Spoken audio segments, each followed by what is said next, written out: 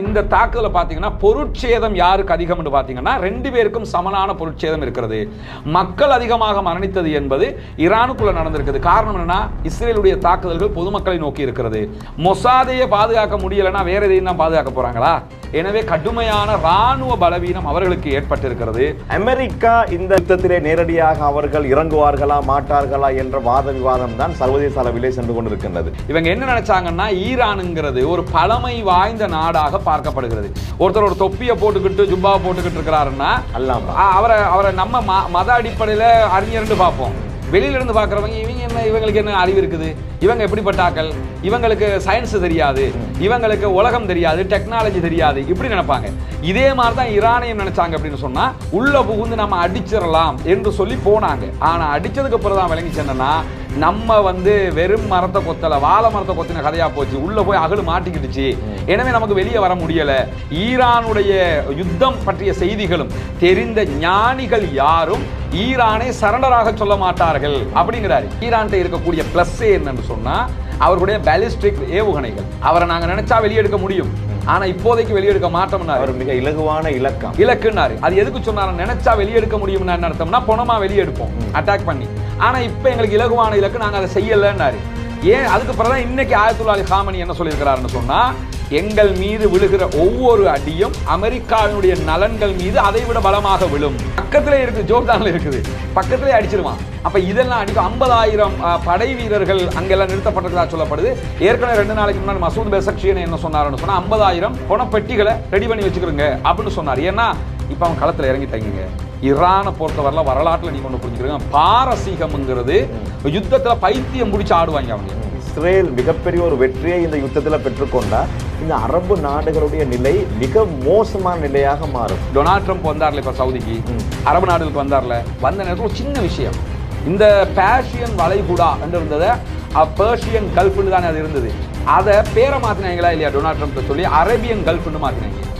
ஏன்னா அதை கூட அவங்களுக்கு ஜீரணிக்க முடியல. பெர்ஷியன் கல்ஃப்னு இருந்தாங்கன்னா அரேபியன் கல்ஃப். இப்போ கூகுளில் போய் பார்த்தீங்கன்னா பெர்ஷியன் கல்ஃப் பிரக்கெட்டுக்குள்ள அரேபியன் கல்ஃப்னு இருக்கும். ஈரான் தான் சதாம் அழிக்கிறதுக்கு, ஈராக் அழிக்கிறதுக்கு காரணம், ஆப்கானிஸ்தான் அழிக்கிறதுக்கு காரணம்ங்கிறாங்க. அப்ப கைகட்டி பார்த்துக்கிட்டு இருந்த இவங்க எல்லாம் யாரு? அவங்க அன்னைக்கும் சும்மா தான் இருந்தாங்க, இன்னைக்கும் சும்மா தான் இருப்பாங்க. ஈரான் ஜெயிச்சிருச்சுன்னு வைங்களே, சூப்பர், நீங்க தான் ஜெயிச்சீங்க, நாங்களாம் அவங்களோட தானே இருந்தோம் பாங்க. ஈரான் தோத்து போச்சுன்னு வைங்களேன், அப்ப போய் அமெரிக்காட்ட சொல்லுவாங்க தோக்கத்தாங்க வேணும், அதை எப்படி அவன் அணு ஆயுதம் வச்சுக்கிற முடியும் அப்படிம்பாங்க. இந்த இடத்துல இஸ்ரேல் தோற்று போக வேண்டும் என்பது முஸ்லிம்களுடைய எண்ணப்பாடு மட்டுமல்ல, அடக்குமுறையை எதிர்க்கிற மனிதநேயமிக்க அத்தனை பேரும் அதைத்தான் விரும்புவார்கள். ஏன்னா எத்தனை குழந்தைகளை கொண்டு முடிக்கிறது, நான் இப்படித்தான் செய்வேன் செஞ்சுக்கிட்டே இருந்தா அதுக்கு ஒரு முடிவு வேணாமா? இந்த ஈரான் இஸ்ரேல் யுத்தத்திலே துருக்கியை பற்றி யாருமே விமர்சிக்கவும் இல்லை. துருக்கியின் மௌனத்துக்காக வேண்டி என்ன காரணம் என்பதை யாரும் தேடி பார்க்கவும் இல்லை. ஈரானுக்கு இஸ்ரேலுக்கு யுத்தம் நடந்தாலும் நடக்கலாட்டி என்ன, நீங்க காசாவுல போய் அந்த மக்களுக்கு உணவு கொடுக்கறதுக்கும் இதுக்கும் என்ன சம்பந்தம்? தாராளமாக கொண்டு போட முடியும். போட்டாங்களான்னு கேட்டீங்கன்னா போடல. இந்த காலகட்டத்துக்குள்ள குத்தாட்டம் நடக்குது, தியேட்டர் திறப்பாங்க, டான்ஸ் கூத்து நடத்துவாங்க, அவங்களோட சொகுசு வாழ்க்கை சொகுசாவே இருக்கு. இந்த அர்துகான் இஸ்ரேலோட இந்த காலகட்டத்தில் செஞ்சது என்னன்னு சொன்னா அவங்களோட சில பிசினஸ் தொடர்புகளை ரத்து செஞ்சு வச்சிருக்கிறாரு. தூதரகத்தை மூடினாரா? இஸ்ரேல் தூதரகம் இன்றைக்கும் இதுல இருக்குது, துருக்கியில இருக்குது. துருக்கியினுடைய தூதுவர் ஆலயம் இன்னும் இஸ்ரேலுக்குள்ள இருக்குது. தூதுவரை வெளியெடுத்தாங்களா? அதை கூட செய்யல. சரி, கப்பல் அனுப்புறேன் பாரு. கப்பல் எங்க அனுப்புவாருன்னு கேட்டா இஸ்ரேல் பார்டருக்கு அனுப்புவாரு. ஒரு அதாவது கிரேட்டா தன்பெருக்கு இருக்கக்கூடிய தைரியம் கூட இவங்களுக்கு இல்ல. இவரை தான் உட்கார்ந்துட்டு அடுத்த கலீஃபா என்ற அளவுக்கு கிலாபத்தை கொண்டு வர போறாரு, அடுத்த ஒட்டோமான் பரம்பரை திரும்ப வரப்போகுது, ஒட்டோமான் கலிபேட் வந்துடும், இந்த அளவுக்கு பேசிக்கிட்டு இருக்கிறாங்க அர்துகானை. இங்க ஒன்று புரிஞ்சுக்கிறீங்க, ரசூலுல்லாஹ் சொன்ன மாதிரி அத்தனை பேருடைய இந்த ஆட்சியாளர்கள் எல்லோருமே ஹுப்பு துன்யா கராஹியத்துல் மௌத்தாம் வகுன்னு இருக்குது. அவங்களுக்கு உலகத்தை பற்றிய ஆசை, மரணத்தை பற்றிய பயம் வந்துருச்சு.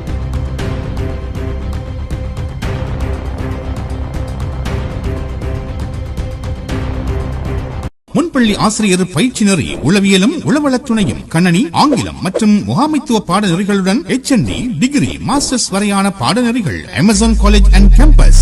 0765204604. அஸ்ஸலாமு அலைக்கும் வரஹ்மத்துல்லாஹி வபரகாத்துஹு. ஷார்ட் நியூஸ் வழங்கும் மற்றும் ஒரு ஷார்ட் டாக் நிகழ்ச்சியில் உங்கள் அனைவரையும் சந்திப்பதில் மகிழ்ச்சி அடைகிறேன். இன்றும் கூட மத்திய கிழக்கு விவகாரம் சம்பந்தமாக கலந்துரையாடுவதற்கு நாங்கள் தயாராக இருக்கின்றோம். உங்களுக்கு தெரியும், கடந்த வெள்ளிக்கிழமை யுத்தம் ஆரம்பமாகியது. தொடங்கியது ஈரான் இஸ்ரேலுக்கு இடையில். கடந்த வெள்ளிக்கிழமை இஸ்ரேல் ஈரான் மீது தாக்குதல்களை ஆரம்பித்ததுடன் அதற்கு பதில் தாக்குதலை வழங்கும் வகையிலே ஈரான் இன்று வரையிலே தாக்கிக் கொண்டே இருக்கின்றது. சர்வதேசமே அதிர்ந்து போயிருக்கக்கூடிய இந்த காலகட்டத்திலே பலரும் இது சம்பந்தமான உண்மை தகவல்களை தெரிந்து கொள்ள வேண்டும் என்ற ஆவலோடு இருக்கின்றார்கள். குறிப்பாக சமாதானத்தை விரும்பக்கூடியவர்கள் இங்கே என்ன நடைபெறுகிறது, எதற்காக வேண்டி இப்படியெல்லாம் மக்கள் கொல்லப்படுகின்றார்கள், இது நிறுத்தப்பட வேண்டும் என்ற அவாவில் இருக்கின்றார்கள். உண்மை நிலையை கண்டறிய வேண்டும், உண்மையிலே என்ன நடைபெறுகின்றது, நம்பகமான தகவல்கள் என்ன என்பதை தெரிந்து கொள்வதற்காக வேண்டி மக்கள் ஆவலோடு இருக்கின்றார்கள் என்பதை நமக்கு தெரியும். அந்த அடிப்படையிலே உங்களுக்கு உறுதிப்படுத்தப்பட்ட நம்பகரமான செய்திகளை தகவல்களை வழங்குவதற்காக வேண்டி நாங்கள் தயாராக இருக்கிறோம். அந்த அடிப்படையிலே ஒரு சிறப்பு கலந்துரையாடலை நாங்கள் இப்போது உங்களுக்கு வழங்குகின்றோம். இன்றும் கூட சகோதரர் ரஸ்மின் MISC அவர்கள் கலையகத்தில் இருக்கின்றார்கள். நிகழ்ச்சிக்குள் அவர்களை சலாம் கூறி அன்போடு வரவேற்றுக் கொள்கிறேன். அஸ்ஸலாமு அலைக்கும் வரஹ்மத்துல்லாஹி வபரகாத்துஹு. வலைக்கும் ஸலாம் வரஹ்மத்துல்லாஹி வபரகாத்துஹு. உங்களை பற்றி நான் பெரிதாக ஒன்றும் அறிமுகப்படுத்தவில்லை, நீங்கள் யார் என்பது மக்களுக்கு தெரியும். முதலில் சொல்லுங்கள், இந்த யுத்தம் ஆரம்பித்து ஒரு வாரம் நெருங்கிவிட்டது. வெள்ளிக்கிழமை வந்தால் ஒரு வாரம் நிறைவடையும். இந்த ஒரு வாரத்திலே அதிகமான பாதிப்புகள் இரு தரப்பிலே யாருக்கு ஏற்பட்டிருக்கிறது? யுத்தம் ஆரம்பிக்கப்பட்ட வெள்ளிக்கிழமை முதலாவது தாக்குதல் ஈரான் மீது இஸ்ரேல் நடத்தியது. அந்த தாக்குதலுங்கிறது ஈரான் எதிர்பார்க்காத வகையிலான ஒரு தாக்குதல் தான். ஈரான் மேலே இஸ்ரேல் தாக்குவாங்கன்றது தெரியும், ஆனால் இவ்வளவு தாக்குவாங்கன்னு ஈரானை எதிர்பார்த்திருப்பதற்கு வாய்ப்பே கிடையாது. மிக கடுமையான தாக்குதல். ஈரானுடைய முக்கியமான இராணுவ தளபதிகள் 5 பேர் அதில் கொல்லப்பட்டாங்க. குறிப்பாக முப்படைகளுடைய தளபதி பல்கேரி அவங்க கொல்லப்பட்டாங்க. அதே நேரத்தில் மஹதி கொல்லப்பட்டார், காத்தமல் அன்பியா படைப்பிரிவினுடைய தலைவர் கொல்லப்பட்டார், IRGCயினுடைய தலைவர் கொல்லப்பட்டார். இப்படி தளபதிகள் ஒரே இடத்தில் கொல்லப்பட்டார்கள். அதை தாண்டி பல இடங்கள், தெஹரானில் பல இடங்கள், இஸ்ஃபஹான் அணுமின் நிலையம், அதே போன்று தப்ரீஸ் பகுதிகள் அணுமின் நிலையங்களுக்கெல்லாம் தாராளமான தாக்குதல்களையே இஸ்ரேல் நடத்தி இருந்தது. அது ஒரு உக்கிரமான உச்சகட்ட தாக்குதல் தான். 200 போர் விமானங்கள் என்று சொன்னதெல்லாம் மிகைப்படுத்தப்பட்டது. ஆனால் அவர்கள் தாக்கிய தாக்குதல் என்பது உக்கிரமான தாக்குதல். இந்த தாக்குதலில் கடுமையாக ஈரான் பாதிக்கப்பட்டிருந்தாலும் உடனடியாக ஈரான் கொடுத்த பதிலடி என்பது அதை இஸ்ரேலும் எதிர்பார்க்காத பதிலடி. இன்று வரைக்கும் இஸ்ரேலுக்கு ஈரான் கொடுக்கக்கூடிய பதிலடிகள் ஒவ்வொன்றுமே வித்தியாசமானதாகவும் இருக்கிறது. இஸ்ரேலால் தாக்குப்பிடிக்க முடியாததாகவும் இருக்கிறது. ஏன்னா இஸ்ரேலுக்கு இருந்த பலமே என்னன்னா, இஸ்ரேலுடைய அயன் டோம், இஸ்ரேலை சுற்றி நிறுத்தப்பட்டிருக்கக்கூடிய உள்ள எந்த ஏவுகணை வந்தாலும் தடுக்கிற தடுப்பு முறைகள் தான் இஸ்ரேலுக்குரிய பலமாக பார்க்கப்பட்டது. எல்லா அரபு நாடுமே இதுக்கு தான் பயந்தாங்க. இஸ்ரேலை தாக்க இயலாது, இஸ்ரேலை சுற்றி அயன் டோம் இருக்குது, அயன் டோம் மிஸ் ஆயிடுச்சுன்னு சொல்லி சொன்னா ஏரோ சிஸ்டம் வந்துருவாங்க, ஏரோ சிஸ்டம் மிஸ் ஆயிடுச்சுன்னு சொன்னா ஸ்லிங் வந்துருவாங்க, அதுக்கு மிஸ் ஆயிடுச்சுன்னு சொல்லி சொன்னா அமெரிக்கா இப்ப தேடுன்னு ஒன்று கொடுத்துருக்காங்க. அது இருக்கிறதுனால எந்த விதமான தாக்குதல்களையும் இஸ்ரேல் மேல மேற்கொள்ள முடியாது என்று நம்பிய நேரத்தில் தான் இரவோடு இரவாக அவங்க என்ன பண்ணினாங்கன்னா, முழுவதுமாக டெல் அவீவ் மேல கடுமையான தாக்குதல். அதற்கு பிறகு 2வது நாள் தாக்குதலில் ஹைஃபா சிட்டி, போர்ட் சிட்டி, அது அவங்களோட போர்ட் சிட்டி முழுவதுமாக அழிக்கப்பட்டிருக்கு. இன்னைக்கு கூட இஸ்ரேல் வெளிநாடுகளுக்கான தன்னுடைய பெட்ரோலிய ஏற்றுமதிகளை மொத்தமாக நிறுத்துறதா சொல்லியிருக்கிறாங்க. என்ன காரணம்னா, ஹைஃபா சிட்டி மொத்தமாக அழிக்கப்பட்டிருக்குது. ஹைஃபாங்கிறது இஸ்ரேலுடைய பெரிய இதயம். அந்த அளவுக்கு உண்டான பாதிப்புகளை இஸ்ரேலுக்கு ஈரான் உண்டாக்கியிருந்த நேரம் ஈரானுடைய தெஹரானில் கிழக்கு பகுதி, தெஹரானுடைய மேற்கு பகுதி, இஸ்ஃபஹான், இப்படி பல மாகாணங்களை கிட்டத்தட்ட 12 பகுதிகளில் தொடர்ந்து இஸ்ரேலும் தாக்குதல் நடத்தி வருகிறது. இந்த ரெண்டையும் ஒப்பிட்டு பார்த்தோம்னா ரெண்டுலையும் மனித வளம் ரீதியாக பாதிப்பு யாருக்கு ஏற்பட்டிருக்குதுன்னு சொன்னா ஈரானுக்கு 400+ மக்கள் அங்க கொல்லப்பட்டிருக்கிறாங்க, பொதுமக்கள். அந்த மனித வளம், அதாவது அதிகமான மரணங்களை பொறுத்தவரையிலே ஈரானியர்கள் அதிகமாக கொல்லப்பட்டிருக்கின்றார்கள். எனவே இதை வைத்து மக்கள் சொல்கின்றார்கள் பாதிப்புகள் ஈரானுக்கு தான் அதிகம் என்று. என்ன இல்ல, அப்படி இல்ல. அதாவது இப்ப காசா விஷயத்தையும் இப்படித்தான் சில பேர் புரிந்து கொள்கிறார்கள். பொதுமக்கள் கொல்லப்படுவதால் கொள்ளுகிறவன் வெற்றி என்று அர்த்தம் இல்லை. ஒரு யுத்தத்தில் நிஜமான வெற்றியை யாருன்னு சொன்னா, பொதுமக்களுடைய மரணத்தை குறைத்து இராணுவத்தோடு சண்டையிட்டு வெற்றி பெறுவதுதான் நிஜமான வெற்றி. இங்க நீங்க பாத்தீங்கன்னா ஈரான் மீதான தாக்குதலில் 400+ மக்கள், பொதுமக்கள் கொல்லப்பட்டிருக்கிறாங்க. எனவே இஸ்ரேலுடைய தாக்குதல்கள் பொதுமக்கள் இருக்கக்கூடிய இடங்களை நோக்கி நடத்தப்படுகிறது. மெயினாக தெஹரான் கிழக்கு பகுதி, தெஹரானுடைய மேற்கு பகுதி, தெஹரான்ல மட்டுமே 1.5 கோடி மக்கள் இருக்கிறாங்க. அப்ப அவ்வளவு பொதுமக்கள் நிறைந்திருக்கக்கூடிய ஏரியாவுக்கு இஸ்ரேல் தாக்குது. இதே நேரத்தில் இஸ்ரேல் மீது ஈரான் நடத்தக்கூடிய தாக்குதல் நீங்க எடுத்துக்கிட்டீங்கன்னா போர்ட் சிட்டியாக இருக்கக்கூடிய ஹைஃபா ஜன நெருக்கடி உள்ள சிட்டி தான். ஆனா ஹைஃபாவில் அவ்வளவு பெரிய தாக்குதல் நடத்தப்பட்டும் பொதுமக்கள் 7 பேர் கொல்லப்பட்டிருந்தார்கள். மொத்தமாகவே இன்றைக்கு இஸ்ரேலுடைய தரவு பிரகாரம் 26-27 பேர் கொல்லப்பட்டிருக்கதா இஸ்ரேல் சொல்றாங்க. ஆனா அதை விட கூடுதலாக இருக்கலாம். இல்லைன்னு நான் சொல்றேன், இஸ்ரேல் ராணுவ தணிக்கை செய்து கொண்டிருக்கிறார்கள், செய்திகள் வெளியே வரக்கூடாது. ஆனா அவங்க சொல்றதை வச்சு தான் நம்ம சொல்ல முடியும். அந்த அடிப்படையில் பாத்தீங்கன்னா 20 to 30 பேர் அளவுக்கு தான் எங்க ஆட்கள் கொல்லப்பட்டிருக்காங்கிறாங்க. இது பொதுமக்கள் மீது இஸ்ரேல் தான் பொதுமக்கள் மீது தாக்குதல் நடத்துது, ஈரான் ராணுவத்தின் மீது தாக்குதல் நடத்துகிறது என்று அர்த்தம். உதாரணமாக நேற்று ஈரான் நடத்திய தாக்குதல் அவர்களுடைய மொசாத் தலைமையகத்தின் மீது, மொசாதுக்கு முன்பதாகவே உருவாக்கப்பட்ட அமான் மீது தாக்குதல் நடத்தப்பட்டது, அதனுடைய யூனிட்டுகள் மேல தாக்குதல் நடத்தப்பட்டது. இப்படி இஸ்ரேலுக்குள்ள ஈரான் நடத்தக்கூடிய தாக்குதல் எல்லாமே பொதுமக்களுடைய மரணத்தை குறைத்த தாக்குதல்கள். அதனால தான் ஆரம்பமாக நீங்க டெல் அவீவ் விட்டு வெளியே போங்கன்னாங்க. அதுக்கப்புறம் இஸ்ரேல் சொல்லிக்கிட்டு இருக்காங்க அது வேற. ஆனா இஸ்ரேல் காசாவுல என்ன பார்த்தோம், வடக்கு காசாவுல இருந்து வெளியேறுங்கன்னு சொல்லுவாங்க, மக்கள் வெளியேற முன்னாடியே பொதுமக்கள் மேல அட்டாக் பண்ணுவாங்க. ஆனா இங்க ஈரான் பொதுமக்கள் மேல அட்டாக் பண்ணாம ராணுவத்தோடு மோதிக்கொண்டிருக்கிறார்கள். எனவே தான் இந்த தாக்குதலை பார்த்தீங்கன்னா பொருட்சேதம் யாருக்கு அதிகம் என்று பார்த்தீங்கன்னா 2 பேருக்கும் சமனான பொருட்சேதம் இருக்கிறது. மக்கள் அதிகமாக மரணித்தது என்பது ஈரானுக்குள்ள நடந்திருக்கிறது. காரணம் என்னன்னா இஸ்ரேலுடைய தாக்குதல்கள் பொதுமக்களை நோக்கி இருக்கிறது. அதே நேரத்தில் ராணுவ ரீதியிலான பலவீனம் கூடுதலாக யாருக்கு ஏற்பட்டிருக்குன்னு பார்த்தோம்னு சொன்னா இஸ்ரேலுக்கு தான் ஏற்பட்டிருக்கிறது. இது வரைக்கும் இப்ப இருக்கக்கூடிய நிலைமை வரைக்கும். ஏன்னா இஸ்ரேலுடைய எதிர்பார்க்க மொசாது மேலே அட்டாக் பண்ணிட்டாங்கன்னா வேற என்ன வேண்டி கிடக்குது. ஐஆர்ஜிசி நத்திங்னு சொல்லலாம். என்ன காரணம்னா ஐஆர்ஜிசி உண்மையிலே பலம் வாய்ந்த ஒரு அமைப்பு, அதுக்காக நான் நத்திங்னு சொல்லல. உண்மையிலே பலம் வாய்ந்த அமைப்புனா சர்வதேச ரீதியில் ஐஆர்ஜிசியை தெரியுமா, மொசாது தெரியுமா? மொசாதையே பாதுகாக்க முடியலைன்னா வேற எதையும் தான் பாதுகாக்க போறாங்களா? எனவே கடுமையான ராணுவ பலவீனம் அவர்களுக்கு ஏற்பட்டிருக்கிறது. பொதுமக்கள் ரீதியிலான பலவீனம் ஈரானுக்கு ஏற்பட்டிருக்கிறது இதுவரைக்கும். நீங்கள் சொல்லக்கூடிய விடயத்தை நாங்கள் இப்படி பார்ப்போமாக இருந்தால், இந்த யுத்தம் ஆரம்பித்து முதலாவது தாக்குதலை இஸ்ரேல் ஈரான் மீது மேற்கொண்ட போது டொனால்ட் ட்ரம்ப் சொல்லியிருந்தார், தரமான சம்பவம், தரமான தாக்குதல் என்று சொன்ன டொனால்ட் ட்ரம்ப் அண்மைய நாட்களாக அடிக்கடி ட்வீட்டுகளை வெளியே போடுவது, இந்த கோட்டாபே ராஜபக்ச கெசட் போட்ட மாதிரி அடிக்கடி ட்வீட்டை போடுவது, லாமனை ஊற்றப்பட்ட சாரப்பாம்பு போன்று மாறி மாறி மாறி கதை சொல்வது, இதையெல்லாம் பார்க்கும் போது நிச்சயமாக இஸ்ரேலுக்கு அதிகமான தாக்குதல் ஏற்பட்டிருப்பதை ஏற்றுக்கொள்ள முடியும். இப்போது சொல்லுங்கள், பெரிய அண்ணன் டொனால்ட் ட்ரம்ப் அமெரிக்கா இந்த யுத்தத்திலே நேரடியாக அவர்கள் இறங்குவார்களா மாட்டார்களா என்ற வாத விவாதம் தான் சர்வதேச அளவிலே சென்று கொண்டிருக்கின்றது. உங்களுடைய நிலைப்பாடு எப்படி இருக்கின்றது? அதாவது அமெரிக்கா ஆரம்பத்தில் எங்களுக்கு இதுக்கும் சம்பந்தம் இல்லைன்னாங்க யுத்தம் தாக்குதல் நடக்கும் போது. ஆனா அட்டாக் நடந்ததுல ஈரானுக்கு பெரிய பாதிப்பு முதல் அட்டாக்ல நடந்ததோட தரமான தாக்குதலாக இருந்தது, சிறப்பாக இஸ்ரேல் செயல்பட்டது, ஹீரோவாகினாங்க. பிறகு தாக்குதல்கள் அதிகம் வரும்போது இஸ்ரேல் அடி வாங்குற போது அமெரிக்காவுடைய ஜனாதிபதி திரும்ப திரும்ப என்ன சொல்றாருன்னு சொன்னா, ஈரான் சரணடைய வேண்டும், ஈரான் விட்டு கொடுத்து போக வேண்டும், ஈரான் சமாதானத்துக்கு வர வேண்டும், இல்லைன்னு சொல்லி சொன்னா நடக்கிறது வேற அப்படிங்கிறாரு. முதல்ல லாஜிக்கலி எப்பயும் நம்ம என்ன புரியணும்னு சொன்னா, ஒருத்தன் அடி கொடுக்கிறவனாக இருந்தா இப்படியான செய்திகளை யாரும் சொல்ல மாட்டாங்க, அடி வாங்கினா தான் இப்படியான செய்திகளை சொல்லுவாங்க. இவங்க என்ன நினைச்சாங்கன்னா ஈரானுங்கிறது ஒரு பழமை வாய்ந்த நாடாக பார்க்கப்படுகிறது. ஏன்னா அங்க இருக்கக்கூடிய ஆட்சியாளர் இப்ப இருக்கிற மசூத் பெசக்ஷியன் கோட் சூட்டை போட்டுக்கிட்டு நிக்கிறாரு. இதுக்கு முன்னாடி இருந்த இப்ராஹிம் ரைசியை பாத்தீங்கன்னா தலையில அந்த குல்லாவோட அந்த மாதிரி செட்டப்ல இருப்பாங்க. அப்படித்தான் அவருடைய சிஸ்டம் இருக்கு. இன்னைக்கும் ஆயத்துல்லா அலி ஹாமனி அப்படித்தானே இருக்கிறாரு. அவருடைய அந்த சிந்தனை பிரகாரம் அப்படி இருக்கிறார்கள். அவங்கள வெளியில இருந்து பார்க்கும்போது எப்படி பார்க்கறதுன்னு சொன்னா இன்னைக்கும் அப்படித்தானே. ஒருத்தர் ஒரு தொப்பியை போட்டுக்கிட்டு ஜுப்பாவை போட்டுக்கிட்டு இருக்கிறாருன்னா அவரை நம்ம மத அடிப்படையில் அறிஞர்னு பார்ப்போம். வெளியில இருந்து பார்க்குறவங்க இவங்களுக்கு என்ன அறிவு இருக்குது, இவங்க எப்படிப்பட்டாக்கள், இவங்களுக்கு சயின்ஸ் தெரியாது, இவங்களுக்கு உலகம் தெரியாது, டெக்னாலஜி தெரியாது, இப்படி நினைப்பாங்க.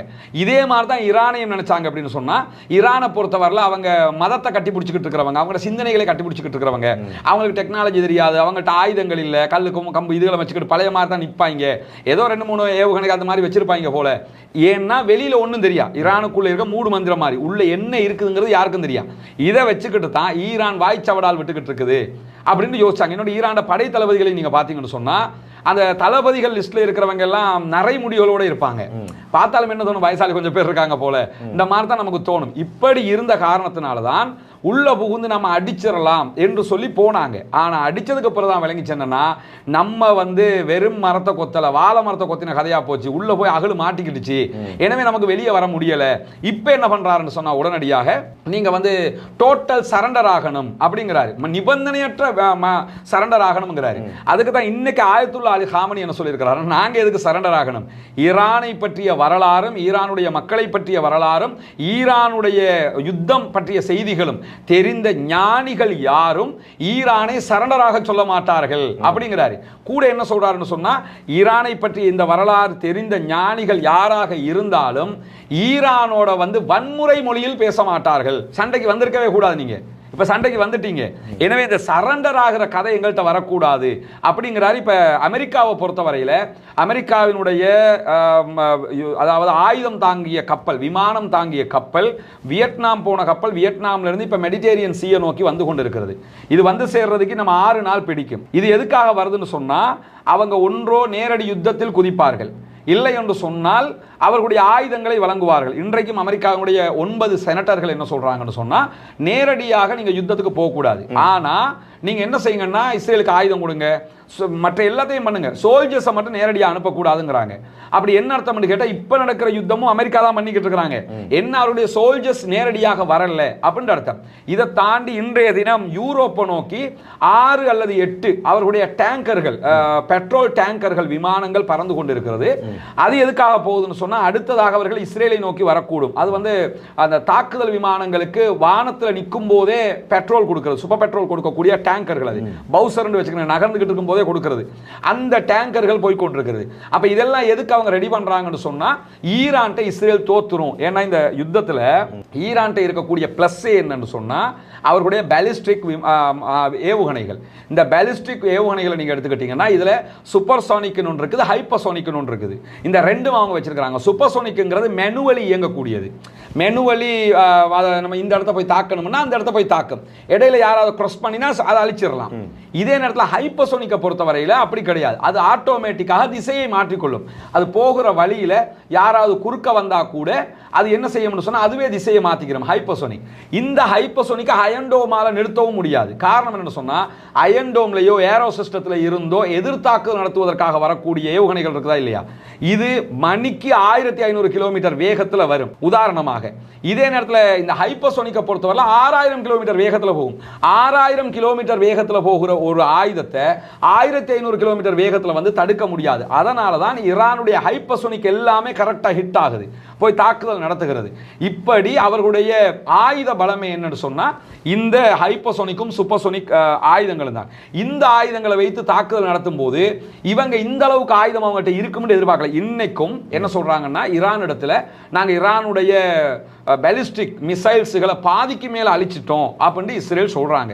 அதே இஸ்ரேல் என்ன சொல்லுதுன்னா, இன்னைக்கு 5 நாளாக தாக்குதல் ஆரம்பிச்சதுல இருந்து ஈரான்ட்ட 2200 மிசைல் தான் இருக்குது, அதுல 400 அடிச்சுட்டாங்க, இன்னும் 1800 இருக்குதுங்கிறாங்க. இப்ப 2200ல பாதியை அழிச்சிட்டாங்கன்னு சொன்னா 1100 அழிஞ்சா இல்லையா?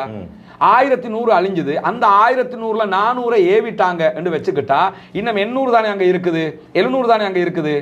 ஆனா இவங்க என்ன சொல்றாங்கன்னா 1800 இருக்குதுங்கிறாங்க. எனவே 1800 இருப்பது உண்மை என்றால் இஸ்ரேல் அவர்களுடைய பாலிஸ்டிக் ஏவுகணை அழித்ததாக சொல்வது பொய். அழித்ததாக சொல்வது உண்மை என்றால் அங்கே 1800 கிடையாது, வெறும் 700 தான் இருக்க வேண்டும்.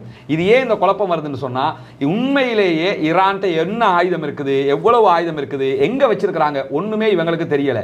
பொதுவாக பார்த்தோம்னா ஈரான் வெளியிடக்கூடிய அறிக்கைகள்ல ஈரானுடைய எல்லா மாகாணங்கள்லையும் அவங்க நிலத்தடியில ஏவுகணை நகரங்களை அமைச்சிருக்கிறதாக சொல்லப்படுது. இந்த ஏவுகணை நகரங்கள் மலைகளுக்கு அடியில தான் பெரும்பாலும் அவங்க அணு ஆய்வு செய்யற மாதிரியே தான் செஞ்சு வச்சிருக்கிறாங்க.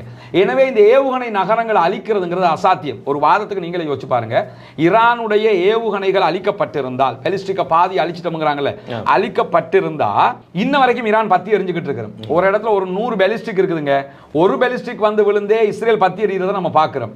100 பாலிஸ்டிக் இருக்கிற இடத்துக்கு ஒரு பாலிஸ்டிக் ஒன்று அடிச்சு அந்த பாலிஸ்டிக் எல்லாம் வெடிக்க ஆரம்பிச்சா அது ஒரு பெரிய செய்தியாக இருக்காதா?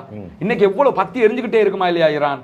அப்படி ஒரு சம்பவம் கூட நடக்கல. எனவே இவங்க என்ன பார்த்தாங்கன்னா லேசாக இஸ்ரேல் போய் அடிச்சுட்டு வந்துடலாம்னு நினைச்சாங்க. இஸ்ரேலுக்கு அடிக்க முடியல. 12 நாட்களுக்கு தான் இஸ்ரேலிடம் இருக்கக்கூடிய அந்த எதிர் மிசைல்களை யூஸ் பண்ண முடியும். அதுல 6 நாள் இப்பவே போயிடுச்சு. இன்னும் 6 நாள் இருக்குது. இந்த 6 நாளுக்குள்ள இஸ்ரேல் என்ன செய்வான்னா ஈரான் அடிக்கிற மிசைல் எல்லாம் தடுத்துக்கிட்டு இருக்க முடியும். ஏதோ ஒரு வகையில கொஞ்சம் தடுக்கிறதுக்கு முயற்சி பண்ணலாம். ஆனால் அது இப்போது நடைபெறக்கூடிய இந்த வேகத்தில் வேகம் கூடிச்சுன்னா அவ்வளவுதான். இப்ப இதே வேகத்துல ஒரு நாளைக்கு 100 அடிக்கிறாங்க, ஒரு நாளைக்கு 200 அல்லது 300 அடிக்க ஆரம்பிச்சிட்டாங்க. 6 நாள் 3ஆக 2ஆக குறைய ஆரம்பிச்சிடும். இப்படி அதை எப்படி ஈரான் செய்ய போறாங்கன்னு தெரியல. இப்படி நடக்கிற போது சரியா 6ஆவது நாள்ல யுஎஸ் உடைய விமானம் தாங்கி கப்பல் மெடிட்டேரியன் சீக்கு வந்துருவாங்க. வந்து அவங்க என்ன பண்ண வாய்ப்பு இருக்குன்னு சொன்னா ஈரானுடைய இந்த ஏவுகணைகளை அவங்க தடுக்கிறதுக்கு முயற்சிக்க வாய்ப்பு இருக்குது. அதுலயும் உள்ள சிக்கல் என்னன்னு கேட்டா பாலிஸ்டிக் சூப்பர்சோனிக்க தடுக்க முடியாது என்கிற ஒரு விவகாரம் இருக்குது. அதை தாண்டி ஈரான் டெய்லி அடிக்கிற மிசைல்கள் எல்லாம் டிஃபரெண்டா இருக்குது. உதாரணமாக நேற்றைய தினம் அவங்க மொசாதுடைய தலைமையகத்துக்கு தாக்குதல் நடத்திய அந்த ஆயுதத்தை நம்ம எடுத்துக்கிட்டோம்னு சொன்னா அதை அடிக்கும் போது அவங்க ஃபத்தாஹ் என்கிற ஒரு ஆயுதத்தை தான் யூஸ் பண்ணியிருக்கிறாங்க. பாலிஸ்டிக் மிசைல், அது சூப்பர்சோனிக். இது 1400 கிலோமீட்டருக்கு அதிகமாக சென்று தாக்குதல் நடத்தக்கூடியது. அதற்கு முன்பதாக அவங்க ஏற்கனவே ஹைஃபா சிட்டி, போர்ட் சிட்டி மேல தாக்குதல் நடத்தும் போது அதற்கு அவர்கள் தாக்கியதாக சொல்லப்பட்ட ஆயுதம் என்னன்னு சொன்னா ஹஜ்ஜி சுலைமான் என்கிற ஒரு ஆயுதம். இது அவர்களுடைய முன்னாள் ராணுவ தளபதி, இன்றைக்கு இருக்கிற இந்த ஈரானுடைய ராணுவ கட்டமைப்பு இருக்குது, இந்த கட்டமைப்பை உருவாக்கியவருடைய பேர்ல உருவாக்கப்பட்டிருக்கக்கூடிய அந்த ஏவுகணை காசிம் சுலைமானி. காசிம் சுலைமானிய பகதாதுல வச்சு 2020 இதே டொனால்ட் ட்ரம்ப் ஆட்சியில் இருக்கும் போது தான் கொண்டாங்க, சூழ்ச்சி மூலமா கொண்டாங்க. ஆனா அவர் உருவாக்கிய அந்த பவர் இன்னைக்கு அப்படியே இருக்குது. அவர பேர்ல உருவாக்கப்பட்ட ஒரு மிசைல் இது. அந்த மிசைலால தான் ஹைஃபா போர்ட் சிட்டிக்கு மேல அட்டாக் பண்ணினாங்க. இப்படி அவங்க அடிக்கு இவங்க நினைச்சது வேற, நடக்கிறது வேற. அதனால தான் இப்ப டொனால்ட் ட்ரம்ப் என்னன்னா விடிஞ்சா ஒன்ன சொல்லுவாரு, ஈவினிங் ஆனா வேற ஒன்னு சொல்லுவாரு. அதுலயும் ஆயத்துல்லா அலி காமனி எங்க இருக்கிறாருன்னு எங்களுக்கு தெரியும். அவரை நாங்க நினைச்சா வெளியெடுக்க முடியும், ஆனா இப்போதைக்கு வெளியெடுக்க மாட்டோம்னாரு. அவர் மிக இலகுவான இலக்குன்னாரு. அது எதுக்கு சொன்னாரு? நினைச்சா வெளியெடுக்க முடியும்னு அர்த்தம்னா பணமா வெளியெடுப்போம் அட்டாக் பண்ணி. ஆனா இப்ப எங்களுக்கு இலகுவான இலக்கு, நாங்க அதை செய்யலன்னாரு. ஏன்? அதுக்கு பிறகுதான் இன்னைக்கு ஆயத்துல்லா அலி காமனி என்ன சொல்லியிருக்கிறாருன்னு சொன்னா, எங்கள் மீது விழுகிற ஒவ்வொரு அடியும் அமெரிக்காவினுடைய நலன்கள் மீது அதை விட பலமாக விழும் அப்படின்னு அர்த்தம்னா, மிடில் ஈஸ்ட்ல நிறைய அவர்களுடைய அந்த பேஸ்கள் இருக்குது. கத்தார்ல தான் ஆகப்பெரிய பேஸ் இருக்குது. அதை தாண்டி பஹ்ரைன்ல 2 இருக்குது, குவைத்துல 3 இருக்குது, சவுதி அரேபியாவிலையும் பேஸ் அளவுக்கு இல்லாட்டியும் அவர்களுடைய தளம் இருக்கிறது. இப்படி பல நாடுகளையும் அவங்க வச்சிருக்கிறாங்க. இதுக்கெல்லாம் அடிக்கிறதுக்கு ஈரானுக்கு ஈஸியா அடிக்க முடியும். பக்கத்திலே இருக்குது, ஜோர்டான்ல இருக்குது, பக்கத்திலே அடிச்சிருவான். அப்ப இதெல்லாம் அடிக்க 50,000 படை வீரர்கள் அங்கெல்லாம் நிறுத்தப்பட்டிருக்கிறதா சொல்லப்படுது. ஏற்கனவே 2 நாளைக்கு முன்னாடி மசூத் பெசக்ஷியன் என்ன சொன்னாருன்னு சொன்னா 50,000 பணப்பெட்டிகளை ரெடி பண்ணி வச்சுக்கிறோங்க அப்படின்னு சொன்னார். ஏன்னா இப்ப அவன் களத்துல இறங்கிட்டாங்க. ஈரானை பொறுத்தவரை வரலாற்றுல நீங்க ஒன்று புரிஞ்சுக்கிறீங்க, பாரசீகம்ங்கிறது யுத்தத்துல பைத்தியம் முடிச்சு ஆடுவாங்க அவங்க. நபிகள் நாயகம் ஸல்லல்லாஹு அலைஹி வஸல்லம் அவங்க உயிரோடு இருக்கிற காலத்திலேயே 2 வல்லரசு இருந்தது. ஒன்று யாருன்னு சொன்னா ரோம் பேரரசு. அதான் குலிபத்தி ரூம் வெற்றி கொள்ளப்படுங்கிற செய்தி முன்னறிவிப்பெல்லாம் வருது இல்லையா? அது எப்பன்னா அதுக்கு முன்னாடி ரோம் தோற்று போகும் பாரசீகத்திடத்துல. பாரசீக வல்லரசிடத்துல ரோம் தோற்று போகிற அளவுக்கு அன்னைக்கு அவங்க அப்படி இருந்தாங்க. அவங்க இழந்த அந்த பாரசீகம், நம்ம தானே ஈரான் பேசுறோம், ஈரான் இன்னைக்கும் ஈரான் பேசுறது இல்லையா, பாரசீகம் தான் பேசுவாங்க. அப்ப அதே மாதிரி ஆயத்துல்லா அலி காமனியுடைய ட்விட்டர் நீங்க போய் பாருங்க. இஸ்ரேலை பத்தி பேசும்போது அவர் என்ன சொல்லுவாருன்னு சொன்னா, ஜியோனிச அமைப்பு பாரு, ஜியோனிச அரசாங்கம் சொல்ல மாட்டார், ஜியோனிச அமைப்பு. அவங்க இஸ்ரேலை நாடாக ஏத்துக்கிறவே இல்லை. அதே நேரத்தில் தாங்கள் பாரசீக வல்லரசாக வேண்டும் என்பதில் குறியா இருக்கிறாங்க. அந்த கோபத்திலாம் டொனால்ட் ட்ரம்ப் என்ன சொல்லுவாருன்னா, இனிமே நீங்க பாரசீக வல்லரசுன்னு சொல்லக்கூடாது, ஈரானாகத்தான் மாறணும் அப்படின்னு சொல்லி சொல்லுவாரு. இதெல்லாம் என்னன்னா, ஈரான் கண்ட்ரோல் இல்லாம இருக்கிறாங்க, எனவே கண்ட்ரோல் பண்ண நினைக்கிறாங்க. அமெரிக்கா உள்ளே வருவதற்கு வாய்ப்புகள் இருக்கிறது 50-50 தான். வரவும் கூடும், வராமல் இருக்கவும் கூடும். போற போக்க பார்த்தா வருவதற்கு நிறைய வாய்ப்பு இருக்கிறது, வந்தா வாங்கி கட்டுவதற்கும் வாய்ப்பு இருக்கிறது. ஆனா இந்த யுத்தத்துல நம்ம புரிகிற ஒரு விஷயம் என்னன்னு சொன்னா, இந்த யுத்தங்கள் எதுவுமே நடக்கக்கூடாது, அப்பாவிகள் கொல்லப்படக்கூடாது, அதுல மாற்று கருத்து இல்லை. ஆனா எல்லா அந்த நாட்டுக்குள்ளேயும் நுழைஞ்சி சட்டாம்பித்தனம் பண்ணி பேட்ட ரவுடி மாதிரி இந்த பாத்தாள கோஷ்டி இருப்பான்ல, நான் நினைச்சா உன்னை சுட்டு தள்ளுவேன், போலீஸ் என்ன நமக்கு என்ன வேண்டி கிடக்கு, இந்த மாதிரி இஸ்ரேல் ஒவ்வொரு எந்த நாட்டுக்குள்ள அநியாயம் பண்ணல, எல்லா நாட்டுக்குள்ளேயும் போய் இன்று சர்வதேசத்திற்கே தெரிஞ்ச விஷயம் தானே. அப்ப இப்படி இருக்கிறவன் எவனாவத்தான் அடக்கணுமா இல்லையா? அந்த வேலையை ஈரான் செய்யுது. அவங்களாவது அடக்கி தொலையட்டும். ஏன்னா அரபு நாட்டுக்காரன் பார்த்துக்கிட்டு இருக்கிறான், இவனாவது அடக்கி தொலையட்டும். என்னங்க இங்க இந்த மத்திய கிழக்கு இந்த விவகாரத்துல இஸ்ரேல் இந்த யுத்தத்தை பொறுத்தவரை இஸ்ரேல் வெற்றி பெற்று விட்டால் இந்த அரபு நாடுகளுடைய நிலைமை என்ன? கொத்தடிமைகள் போல் இருக்க நிலை ஏற்படும். இப்பவே அப்படித்தான் இருக்கிறாங்க. ஒரு வேளை இஸ்ரேல் மிகப்பெரிய ஒரு வெற்றியை இந்த யுத்தத்தில் பெற்றுக்கொண்டா இந்த அரபு நாடுகளுடைய நிலை மிக மோசமான நிலையாக மாறும். இப்போது அரபு நாடுகளுடைய நிலைமை எப்படி இருக்கிறார்? அவர்களுடைய நிலைப்பாடு இந்த யுத்தத்திலே மறைமுகமாவது ஈரானை ஆதரிக்கக்கூடிய அரபு நாடுகள் இருக்கின்றனவா? மீனுக்கு தலையையும் பாம்புக்கு வாழையும் காட்டிக்கிட்டு இருக்கிறாங்க. அப்படின்னு என்ன அர்த்தம்னா, மீனை கண்டா தலையை காட்டுறது, மீன் நான் மீன் மாதிரி இருக்கேன் தெரியுதா உனக்கு அப்படிங்கிறது. பாம்பை கண்டா வாழை காட்டுறது, நான் பாம்பு மாதிரி இருக்கேன் பாத்தியா. டொனால்ட் ட்ரம்ப்கிட்ட போய் நாங்க உங்களோட தாங்கிறது, ஈரானோட பேசும்போது நாங்க உங்க கூட தாங்கிறது. ஆனா ஈரானுக்கும் தெரியும் இவங்க நம்மளோட இல்லைன்னு, டொனால்ட் ட்ரம்ப்புக்கு தெரியும் இவங்க நம்மளோட தான் இருக்கிறாங்கன்னு சொல்லி. ரெண்டு பேருக்குமே தெரியும். ஆனா அவங்களையும் சிரிச்சுக்கிடுவாங்க. காரணம் என்னன்னா, இங்க அதாவது நல்ல நல்ல ரெண்டு ராஜ்ய தொடர்புகள் எல்லாமே எல்லா நாட்டுக்கும் இருக்குது. இஸ்ரேலை இதுவரைக்கும் சவுதி ஆதரிக்கல, ஆனா தனி நாடாக ஏத்துக்கறல. ஆனா ஈரானோடு சவுதிக்கு ராஜதந்திர தொடர்புகள் எல்லாம் இருக்குதுல்ல. இருக்கக்கூடிய நாடுகள், டொனால்ட் ட்ரம்ப் வந்தார்ல இப்ப சவுதிக்கு, அரபு நாடுகளுக்கு வந்தார்ல, வந்த நேரத்தில் ஒரு சின்ன விஷயம், இந்த பேர்ஷியன் வளைகுடா என்று இருந்ததை பெர்ஷியன் கல்ஃப்னு தானே அது இருந்தது, அதை பேரை மாத்தினாங்களா இல்லையா டொனால்ட் ட்ரம்ப் சொல்லி, அரேபியன் கல்ஃப்னு மாத்தினாங்க. ஏன்னா அதை கூட அவங்களுக்கு ஜீரணிக்க முடியல. பெர்ஷியன் கல்ஃப்னு இருந்தா அரேபியன் கல்ஃப்னு, இப்ப கூகுள்ல போய் பாத்தீங்கன்னா பெர்ஷியன் கல்ஃப் பிரக்கெட்டுக்குள்ள அரேபியன் கல்ஃப்னு இருக்கும். அப்ப இப்படி இதை கூட பேரை மாத்துங்கன்னாங்க. ஏன்னா அந்த அரபிகளா பாரசீகர்களாங்கிற ஒரு பிரச்சனை இருக்கு. அங்க முஸ்லிம் இல்லையாங்கிற பிரச்சனையை தாண்டி அரபிகளா பாரசீகர்களா அப்படி இருக்கும்போது, ஏற்கனவே ஈராக்ல ஓர் நடந்தது இல்ல, சதாம் ஹுசைனுக்கு ஆதரவாக எந்த நாடுகள் இருந்தது? இதே மாதிரி 1000 பேச்சு பேசினாங்க. சதாம் ஹுசைன் என்னமோ எல்லாம் சொல்லி கொண்டிருந்தாரு. சதாமுக்கு சப்போர்ட் அவங்க வருவாங்க இவங்க வருவாங்கன்னு எதிர்பார்த்தோம். சவுதி போனதா, பஹ்ரைன் போனதா? எந்த அரபு நாடும் போகல சதாமுக்கு ஆதரவாக. பார்த்துக்கிட்டு கையை கட்டிருந்தாங்க. எல்லாம் அரபு நாடுகளுடைய பேஸ்ல நின்று தான் சதாமுக்கு அடிச்சாங்க மொத்தத்தில். ஆனா இன்னைக்கு சவுதியினுடைய சில ஆதரவாளர்கள் உட்கார்ந்துக்கிட்டு ஈரான் தான் சதாம் அழிக்கிறதுக்கு, ஈராக் அழிக்கிறதுக்கு காரணம், ஆப்கானிஸ்தான் அழிக்கிறதுக்கு காரணம்ங்கிறாங்க. அப்ப கை கட்டி பார்த்துக்கிட்டு இருந்த இவங்க எல்லாம் யாரு? அவங்க அன்னைக்கும் சும்மா தான் இருந்தாங்க, இன்னைக்கும் சும்மா தான் இருப்பாங்க. ஈரான் ஜெயிச்சிருச்சுன்னு வைங்களேன், சூப்பர் நீங்க தான் ஜெயிச்சீங்க, நாங்களாம் உங்களோட தானே இருந்தோம் பாங்க. ஈரான் தோத்து போச்சுன்னு வைங்களேன், அப்ப போய் அமெரிக்காட்ட சொல்லுவாங்க தோக்கத்தாங்க வேணும், அதை எப்படி அவன் அணு ஆயுதம் வச்சுக்கிற முடியும் அப்படிம்பாங்க. இந்த மாதிரி மீனுக்கு தலையையும் பாம்புக்கு வாழையும் காட்டுகிற வேலையை செஞ்சுக்கிட்டு இருக்கிறாங்க. ஆனா ஒண்ணு, ஈரான் ஜெயிச்சுட்டான்னா அரபு நாடுகளுக்கு எந்த பிரச்சனையும் இல்லை. ஏதோ ஒரு வகையில் ஓகே, அவன் வல்லரசு மாதிரி ஆயிடுவான், சவுதி டைம் ஆயுதம் இருக்குதுன்னு அது அதில் பாட்டுக்கு போய்கிட்டு இருக்கும். இதுல இஸ்ரேல் மாதிரி ஜெயிச்சுட்டான், இப்பவே கொத்தடிமைகள், அதுக்கு பிறகு 1000 சரண்டர் தான். அப்புறம் ஆமா சாமி போட்டுக்கிட்டு இருப்பாங்க. ஆட்டோமேட்டிக்காக என்ன செய்ய, இந்த ஈரான் சண்டை வந்து இல்லைன்னு வைங்களேன், காசா மீதான அட்டாக் வந்து இல்லைன்னு வைங்க, இவ்வளவுக்கும் சவுதி அரேபியா உடனடியாக ஏற்றுக்கொண்டிருக்கும் இஸ்ரேலை தனி நாடாக. அதெல்லாம் அந்த பேச்சுவார்த்தையெல்லாம் நடந்துகிட்டு தான் இருந்தது. அது டிராப் ஆனது இதுல தான். சும்மாவாவது இந்த போர்ல ஈரான் தோத்துருச்சுன்னா, ஈரான் தோத்த கையோட காசா மீதான பேச்சுவார்த்தை கிடப்பில் போடப்பட்டுரும், லெபனானுடைய பேச்சுவார்த்தை கடப்பில் போடப்பட்டுரும், எல்லாமே கடப்புக்கு வந்துடும். வந்துருச்சுன்னா அடுத்ததாக என்னன்னா, எல்லா அரபு சவுதி ஆதரிச்சுட்டான்னு வைங்க இஸ்ரேல தனி நாடா, எல்லா நாடும் ஆதரிக்க ஆரம்பிச்சிருவாங்க. இந்த பேச்சே பேச முடியாது. எனவே இந்த இடத்துல இஸ்ரேல் தோற்று போக வேண்டும் என்பது முஸ்லிம்களுடைய எண்ணப்பாடு மட்டுமல்ல, அடக்குமுறையை எதிர்க்கிற மனிதநேயமிக்க அத்தனை பேரும் அதைத்தான் விரும்புவார்கள். ஏன்னா எத்தனை குழந்தைகளை கொண்டு முடிக்கிறது, நான் இப்படித்தான் செய்வேன் செஞ்சுக்கிட்டே இருந்தா அதுக்கு ஒரு முடிவு வேணாமா? சில அரபு நாடுகளை ஆதரிக்கக்கூடிய ஃபேஸ்புக் போராளிகளுடைய நிலைப்பாடு, இந்த யுத்தம் ஆரம்பித்ததுடன் பாலஸ்தீனத்தை பற்றி பேசுவதை மக்கள் மறந்துவிட்டார்கள், அவர்களுக்கு உணவில்லாமல் மருத்துவம் இல்லாமல் அவர்கள் அங்கே மரணித்து விடுகிறார்கள், அவர்களை பற்றி யாருமே பேசுவதில்லை, இப்படியான ஒரு குற்றச்சாட்டு ஈரான் மீது. மறுமுனையிலே துருக்கியை பற்றி யாருமே பேசுவதில்லை. துருக்கி அர்துகான் அப்படி செய்வார் இப்படி செய்வார் என்று பேசிக்கொண்டிருந்தவர்கள் இந்த ஈரான் இஸ்ரேல் யுத்தத்திலே துருக்கியை பற்றி யாருமே விமர்சிக்கவும் இல்லை. துருக்கியின் மௌனத்துக்காக வேண்டி என்ன காரணம் என்பதை யாரும் தேடி பார்க்கவும் இல்லை. என்ன விடயம்?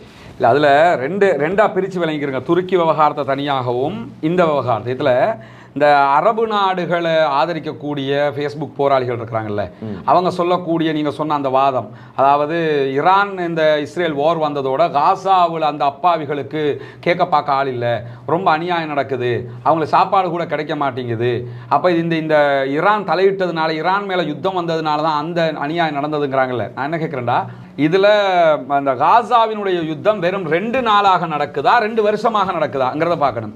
2 வருஷமா நடக்குது. 2 வருடங்களாக காசா அப்பாவிகளுக்கு சாப்பிட்றதுக்கு உணவு இல்லை, எடுக்கிறதுக்கு மருந்து இல்லை, குடிக்கிறதுக்கு தண்ணி இல்லைன்னு இருக்குது. இந்த நிலையில இந்த அரபு நாடுகள் என்ன செய்தார்கள்? எத்தனை அரபு நாடு போய் உணவு கொடுத்தது? நாங்கள் இஸ்ரேலை பகைத்து கொண்டு நாங்கள் உணவு கொடுப்போம் என்று உள்ள போனாங்களா? யாரும் போகல. ரஃபா பார்டரை திறக்கிறதுக்காவது என்ன முயற்சி செஞ்சாங்க? ஒண்ணுமே செய்யலை. இதை தாண்டி முயற்சி செய்யவும் இல்லை. என்ன செஞ்சிருக்கலாம்னு சொன்னால் ஏர் ட்ரூப் பண்ணலாம். ஏர் ட்ரூப் பண்ணுறதுன்னு ஒரு சிஸ்டம் இருக்குதுங்க. வானத்தில் போய் ஃப்ளைட்டில் போய் உணவுகள் மருந்துகளை போட முடியும். ஒரு கட்டத்தில் சவுதி அரேபியா ஜோர்டான் வழியாக போட்டாங்க. அதே மாதிரி கத்தார் போட்டாங்க. இந்த மாதிரி சில அரபு நாடுகள் செய்தாங்க. இதை ஏன் இப்பவும் செய்யலாமே? ஈரானுக்கு இஸ்ரேலுக்கு யுத்தம் நடந்தானே நடக்கலாட்டி என்ன? நீங்க காசாவில் போய் அந்த மக்களுக்கு உணவு கொடுக்கறதுக்கும் இதுக்கும் என்ன சம்பந்தம்? தாராளமாக கொண்டு போட முடியும். போட்டாங்களான்னு கேட்டீங்கன்னா போடலை. இந்த காலகட்டத்துக்குள்ள குத்தாட்டம் நடக்குது, தியேட்டர் திறப்பாங்க, டான்ஸ் கூத்து நடத்துவாங்க. அவங்களோட சொகுசு வாழ்க்கை சொகுசாவே இருக்கும். நான் கேட்குறேன், காசா மக்களுக்கு உணவு கொடுப்பது மறந்து விட்டது ஈரான் தலையிட்டதால் என்று பேசக்கூடிய இந்த ஃபேஸ்புக் கீபோர்ட் போராளிகள்கிட்ட நம்ம கேட்க வேண்டிய இன்னொரு கேள்வி என்ன தெரியுமா? இதே பேச்சை காசா மக்களுக்கு சாப்பாட்டை கொடுக்கறதுக்கு டொனால்ட் ட்ரம்ப்புக்கு கொடுத்த 3 ட்ரில்லியன் காசை யூஸ் பண்ணிருக்கலாமா இல்லையா? டொனால்ட் ட்ரம்ப்பை கூட்டிட்டு வந்து சவுதி அரேபியா 1 ட்ரில்லியன் காசு அமெரிக்காவில் போய் இன்வெஸ்ட் பண்ணினாங்க. 1 ட்ரில்லியனை கற்பனை பண்ண முடியுதா? நம்ம நாட்டுடைய மொத்த வெளிநாட்டு கடனே 63 பில்லியன் தாங்க. 1 ட்ரில்லியனுங்கிறது 1000 பில்லியன். இந்த 1000 பில்லியன் யூஎஸ் டாலர்கள். நம்ம நாடு மாதிரி ஒரு 50 நாட்டை வாங்கலும் காசு கொடுத்து அவ்வளவு காசை சவுதி அரேபியா தனியாக கொடுத்தாங்க. அதே மாதிரி ஒரு மடங்க யுஏஇ கொடுத்தாங்க. அதே மாதிரி ஒரு மடங்க கத்தார் கொடுத்துட்டு கத்தார் மேலதிகமாக 450 மில்லியனுக்கு ஒரு விமானத்தையும் பரிசாக கொடுத்தது டொனால்ட் ட்ரம்ப்புக்கு. அப்ப இந்த நாடுகள் எல்லாம் இவ்வளவு செய்யும் போது இந்த காசெல்லாம் கொண்டு கொடுங்கன்னு சொல்லி இங்க இருக்கிற கீபோர்ட் போராளிகள் சவுதி கொஞ்சம் சொல்ல வேண்டியதானே? நான் என்ன கேட்கிறேன், இது என்ன ஆதரவு நிலைன்னு கேட்கிறேன். உங்களுக்கு ஸ்ரீலங்காவில் ஜனாசா எரிக்கும் போது ஈரான் பேசணும்ங்கிறீங்க, அப்பவும் சவுதி பேசலையே. அறிக்கை இதே மாதிரி அறிக்கை தான் வெளியிட்டு இருந்தாங்க. எந்த நாடும் வரல. கடைசியில் இம்ரான்கான் வந்து முடிய வேண்டி இருந்துச்சு. அதற்கு பிறகு நாடு ஒரு முடிவு எடுத்தது. அது வரைக்கும் நம்ம நாட்டில் ஜனாசா அறிக்கைகளையும் இவங்க அத்தனை இது மாதிரி தான் சொல்லிக்கிட்டு இருந்தாங்க. அப்போ நம்ம ஆர்ப்பாட்டம் நடத்தினோம். அப்பவும் இதே ஆக்கள் வந்து உட்காந்துக்கிட்டு ஆர்ப்பாட்டம் எல்லாம் தேவையில்லை, இதுக்கெல்லாம் எதுக்கு ஆர்ப்பாட்டம், அதெல்லாம் அப்படித்தான் நடக்கும்பாங்க. இந்த குரூப்பை பொறுத்த வரையில் இவங்க காலாகாலமாக இப்படித்தான் பேசுவாங்க. மார்க்க ரீதியாக யதார்த்தத்தை புரியறதும் இல்லை, சர்வதேச அரசியலை புரியறதும் இல்லை. ஈராக்கில் நடந்து முடிஞ்ச சம்பவத்தை கூட அதுக்கும் ஈரான் காரணம் பாங்க. ஈரான் முதல்ல ஒன்று விளங்க, ஈராக் வார் யாருக்கு முதல்ல சதாம் இல்லாமல் ஆக்கப்படுறாரு. அதுக்கு பிறகு ISIS வருது. ISISக்கு எதிரான வாரை நாங்கள் பண்றோம்னு உள்ள நுழைகிறான் அமெரிக்கா. ISISக்கும் ஈரானுக்கும் யதார்த்தத்தில் ஒத்து போகுமா? யதார்த்தத்தில் பார்ப்பேன். ISIS காரன் நான் சன்னி முஸ்லிம்ட்டுக்கு வந்தான். இந்த ஈரான் காரன் எடுத்துக்கிட்டீங்கன்னா அவங்க ஷியாக்கள்னு சொல்லிக்கிட்டு இருக்கிறாங்க. 2 பேருக்கும் கொள்கை அளவுலையாவது ஒத்து போகுமா? இன்னைக்கு இருக்கக்கூடிய அகமது அல் ஷாரா, அதாவது சிரியாவினுடைய அதிபர், ISISனுடைய தளபதியாக இருந்தவர், அவருக்கு $10 மில்லியன் பரிசு அவருடைய தலைக்கு என்று அமெரிக்கா அறிவித்திருந்தது. இன்றைக்கு அதே அமெரிக்கா அவரை கூட்டு வந்து நீங்க சிரியாவுடைய ஜனாதிபதி என்று சவுதி அரேபியாவில் வச்சு சந்திக்கிறாங்க. ISIS லீடரா இருந்தவர் இன்றைக்கு சிரியாவினுடைய ஜனாதிபதியாக ஆகி இருக்கிறார். அதை எல்லா அரபு நாடும் அவரை கை கொடுத்து வரவேற்று நீங்க ஜனநாயகவாதிங்கிறாங்க. இன்றைக்கு அதே சிரியாவினுடைய வான்பரப்பில் நின்றுக்கிட்டு ஈரானுக்கு அடிக்கிறதுக்கு பெட்ரோல் அடிச்சுக்கிட்டு இருக்கிறான் இஸ்ரேல். அப்ப இங்க என்ன, ஒன்றோ அரசியலை சரியா பேசுங்க, இல்லைன்னா ஆன்மீகத்தையாவது சரியா பேசுங்க. இந்த ரெண்டையுமே விட்டு போட்டு ஈரான் இடையில வந்ததுனால தான் காசா மக்களுக்கு சாப்பாடு கூட கிடைக்குதுன்னா, ஈரான் வராத நேரத்தில் நீங்க சாப்பாட்டை கொடுத்தீங்களா? அரபு நாடு என்ன கொடுத்தது? ரெண்டாவது இன்னும் கொஞ்சம் பேர் வந்து அர்துகான் எப்படி தெரியுமாங்கிறது. அர்துகான் எப்படிங்கிறத முதல்ல அந்த நாட்டு மக்கள்கிட்ட கேளுங்க. அந்த நாட்டில் ஜனநாயக ரீதியாக போராடி கொண்டிருந்த எதிர்கட்சி தலைவரை தூக்கி உள்ள போட்டு வச்சிருக்கிறார். முழு நாடும் அர்துகானுக்கு எதிராக ஆர்ப்பாட்டம் நடத்திக்கிட்டு இருக்குது. இந்த அர்துகான் இஸ்ரேலோட இந்த காலகட்டத்தில் செஞ்சது என்னன்னு சொன்னா, அவங்களோட சில பிசினஸ் தொடர்புகளை ரத்து செஞ்சு வச்சிருக்கிறாரு. தூதரகத்தை மூடினாரா? இஸ்ரேல் தூதரகம் இன்றைக்கும் இதுல இருக்குது, துருக்கியில இருக்குது. துருக்கியினுடைய தூதுவர் ஆலயம் இன்னும் இஸ்ரேலுக்குள்ள இருக்குது. தூதுவரை வெளியெடுத்தாங்களா? அதை கூட செய்யல. சரி, கப்பல் அனுப்புறேன் பாரு. கப்பல் எங்க அனுப்புவாருன்னு கேட்டா இஸ்ரேல் பார்டருக்கு அனுப்புவாரு. அதாவது கிரேட்டா தன்பெர்க்கு இருக்கக்கூடிய தைரியம் கூட இவங்களுக்கு இல்லை. கிரேட்டா தன்பெர்க் உயிரை பணையம் வச்சு வந்து நின்னா, அதுக்கு பிறகு தான் கைது பண்ணி அவங்கள ரீமா ஹசன் எல்லாம் திருப்பி அனுப்பினாங்க. அதை கூட இவங்க செய்யல. இவங்க அனுப்புவாங்க இஸ்ரேல் கிட்ட கப்பலை. இஸ்ரேல் நாங்கள் சாப்பாடு கொடுக்க மாட்டோமா, ஆல்ரெடி கொடுக்க மாட்டேன்னு சொல்லிக்கிட்டு இருக்கும்போது அவனுக்கிட்டே நீங்கள் கப்பல் அனுப்பி வச்சிங்கன்னா, கப்பல் அனுப்பிட்டு நாங்கள் காசா மக்களுக்கு உணவு அனுப்பி நீங்கள் போய் சேர்ந்துதா? ஏன் உங்களுக்கு ஏர் ட்ரூப் பண்ண முடியாது? இன்னும் சொல்ல போனா இஸ்ரேல் நேட்டோ நாடு கிடையாது. அதாவது நேட்டோன்ற ஒரு கூட்டமைப்பு இருக்குங்க. இந்த கூட்டமைப்புல இருக்கக்கூடிய ஒரு நாட்டுக்கு எந்த நாடாவது அட்டாக் பண்ணினா அந்த நாடெல்லாம் சேர்ந்து அந்த நாட்டுக்கு அட்டாக் பண்ணணுங்கிறது விதி. நேட்டோவில் சேர வந்ததுனால தான் உக்ரைன் மேல ரஷ்யா யுத்தமே பண்ணிக்கிட்டு இருக்கிறான். இந்த நிலையில சவுதி எல்லாத்தையும் விட்டுருங்க, யூரோப்ல இருக்கக்கூடிய இந்த நேட்டோ கூட்டமைப்புல டர்க்கி இருக்கிறாங்க. டர்க்கி நினைச்சாங்கன்னு சொன்னா ஏர் ட்ரூப் பண்றாங்கன்னு வைங்க, ஒரு பேச்சுக்கு அதுக்கு இஸ்ரேல் ஒரு அட்டாக் பண்ணினா கூட இப்ப என்ன விதியா போயிடும், அமெரிக்காவும் சேர்ந்து இஸ்ரேலுக்கு அடிக்கணும். காரணம் என்ன, நேட்டோவுக்கு எதிராக வந்துட்ட. அப்ப நேட்டோ என்கிற பெரிய கூட்டமைப்பில் அவ்வளவு ஆயுதங்களை வைத்துக் கொண்டிருக்கக்கூடிய துருக்கி அறிக்கை போர் நடத்தி கொண்டிருக்கு. இன்னைக்கு என்ன சொல்றாங்கன்னா, ஈரான் தன்னை தற்காத்துக் கொள்ளுகிற உரிமை ஈரானுக்கு இருக்கிறது என்று துருக்கி அதிபர் சொல்றாரு. மாறி நான் என்ன கேட்கிறேன்னு கேட்டா, ஈரானுக்கு அசாத ஒரு நாள் நம்ம ஏத்துக்கல. அசாத் நம்பர் 1 கொடுமைக்காரன். அவனுடைய ஆட்சியை மாற்றணும்னு அந்த நாட்டு மக்களும் போராடினாங்க. அதை ஐஎஸ் இடையில பூந்து வேறு விதமாக திசை திருப்பிக்கிட்டாங்க. அது வேற, அவங்க செஞ்ச அநியாயம் கொஞ்சம் நஞ்சம் இல்லை. அப்படி இருந்தாலும் இன்றைக்கு அசாதினுடைய ஆட்சி கவிழ்க்கப்பட்டு அகமது அல் ஷாராவை ஆட்சிக்கு கொண்டு வருவதற்கு அமெரிக்காவோடு நின்று முழுவதுமாக களமாடியது யாருன்னு கேட்டா துருக்கி. அப்ப துருக்கி இந்த செஞ்ச வேலையினால எங்க டிராப் ஆகுதுன்னு சொல்லி சொன்னா, ஹிஸ்புல்லாக்கள் பாலஸ்தீனத்துக்கு ஆதரவாக இஸ்ரேலோட சண்டை போட்டுக்கிட்டு இருந்தாங்க. துருக்கி செஞ்ச வேலையால சிரியா விழுந்ததோட சிரியா வழியாக எதுவுமே பண்ண முடியாம போயிடுச்சு ஈரானுக்கு பாலஸ்தீனத்துக்கு ஆதரவாக. அப்படியான சூழல்ல தான் துருக்கிய வழியாக சிரியாவை கண்ட்ரோலுக்குள்ள கொண்டு வந்து சிரியாவில் ஆட்சி மாற்றத்தை கொண்டு வந்து ஹிஸ்புல்லாக்களும் இன்னைக்கு சைலண்ட் ஆகிறதுக்கு அதுவும் காரணமாக அமைந்தது. மொத்தத்தில் இவரை தான் உட்கார்ந்துக்கிட்டு அடுத்த கலீஃபா என்ற அளவுக்கு கிலாபத்தை கொண்டு வர போறாரு, அடுத்த ஒட்டோமான் பரம்பரை திரும்ப வரப்போகுது, ஒட்டோமான் கலிபேட் வந்துடும், இந்த அளவுக்கு பேசிக்கிட்டு இருக்கிறாங்க அர்துகானை. இங்க ஒன்று புரிஞ்சுக்கிறீங்க, ரசூலுல்லாஹ் சொன்ன மாதிரி அத்தனை பேருடைய இந்த ஆட்சியாளர்கள் எல்லோருமே ஹுப்பு துன்யா கராஹியத்துல் மௌத்தாம் வகுன்னு இருக்குது. அவங்களுக்கு உலகத்தை பற்றிய ஆசை, மரணத்தை பற்றிய பயம் வந்துருச்சு. எனவே இவங்களுக்கு முதல் பயம் இஸ்ரேல் மேல, முதல் பயம் அமெரிக்கா மேல, ரெண்டாவது பயம் இஸ்ரேல் மேல. அதனால இங்க அர்துகானை நீங்க தூக்கி பிடிக்கிறதுனாலயோ அதே நேரத்தில் சவுதியையோ குவைத்தையோ யாரையோ தூக்கி பிடிக்கிறதுனால அந்த மக்களுக்கு எதுவும் வரப்போறது இல்லை. தயவு செஞ்சு அந்த மக்களுக்காக பிரார்த்தனையாவது பண்ணினோம்னு சொன்னா போதுமா போகும். கீபோர்டில் உட்கார்ந்துக்கிட்டு நான் சவுதி பக்கம், நான் அந்த பக்கம், இந்த பக்கம்னா இந்த நாடுகள் நமக்கே உதவலை, அவங்களுக்கு தான் போய் உதவ போறாங்களா? சரி, இப்ப கூட போய் சாப்பாடை போட சொல்லுங்க. சாப்பாடு போடுறதுல ஈரானுக்கும் இஸ்ரேலுக்கும் சண்டை நடக்கிறதுக்கும் காசா மக்களுக்கு நீங்க ஏர் ட்ரூப்ல சாப்பாடு போடுறதுக்கு என்ன சம்மந்தம் இருக்குது? அதான் டொனால்ட் ட்ரம்ப் 1 கால் உங்க கால் ஆன்சர் பண்ணுவார்ல சவுதி அரேபியா மன்னர்களுடைய, இவங்க சொல்ல வேண்டியதானே, செய்யுங்க உடனே போய் போடுங்க, உணவை நீங்க போடுங்க, இப்ப நல்லம் தானே, அவங்க ரெண்டும் சண்டை பிடிச்சிக்கிறாங்க, நீங்க சாப்பாடு விடுங்கன்னு சொல்ல வேண்டியதானே. ஏன் சொல்லல? இப்ப என்னன்னா சவுதி என்ன செய்யறாங்கிறது கூட தெரியல, இதுக்குள்ள என்ன நடக்குதுங்கிறது தெரியாம நான் சவுதியோட சம்பந்தம்ங்கிறதுக்காக என்ன பண்றாங்கன்னா சவுதிக்கு சப்போர்ட், நான் குவைத்தோட சம்பந்தம்ங்கிறதுக்காக குவைத்துக்கு சப்போர்ட். மார்க்க ரீதியா நம்ம என்ன பார்க்கணும்னு சொன்னா, இதுல யாரு நமக்கு நெருக்கமானவங்கன்னு பார்க்கணும். நமக்கு நெருக்கமானவங்க யாரு? மார்க்க ரீதியாக இவங்க தான் நெருக்கமானவங்க. சூரா ரூம் உண்டு, அல்லாஹ் தஆலா ஒரு சூறாவே இருக்குது குர்ஆன்ல, அதை நீங்க 30வது அத்தியாயம் இதுல நீங்க எடுத்துக்கிட்டீங்கன்னா அல்லாஹ் தஆலா ஒரு சம்பவத்தை 2வது 3வது 4வது வசனத்துல சொல்லுவான். என்ன வசந்த குலிபத்தி ரூம் ஆரம்பிக்கும், என்ன சொல்லுவான்னு சொன்னா, அன்றைய காலத்துல ரசூலுல்லாஹ்வுடைய காலத்துல 2 வல்லரசு, பாரசீகம் ஒரு வல்லரசு, அடுத்த வல்லரசாக இருந்தது யாருன்னு சொன்னா இவங்க, அதாவது ரோம். இந்த ரோம் தோல்வி அடையுது பாரசீகத்திற்கு. பாரசீகம் அந்த நேரத்தில் யாருன்னு சொன்னா நெருப்பு வணங்கிகள், ரோம் அந்த நேரத்தில் யாருன்னு சொன்னா கிறிஸ்தவர்கள். இப்பயும் அவங்க அப்படித்தான் கிறிஸ்தவர்களாக இருக்கும்போது அவங்க வேதக்காரர்களாக இருக்கிறாங்க. அப்ப என்ன ஆகுதுன்னு சொன்னா வேதக்காரர்கள் தோற்று போயிடுறாங்க.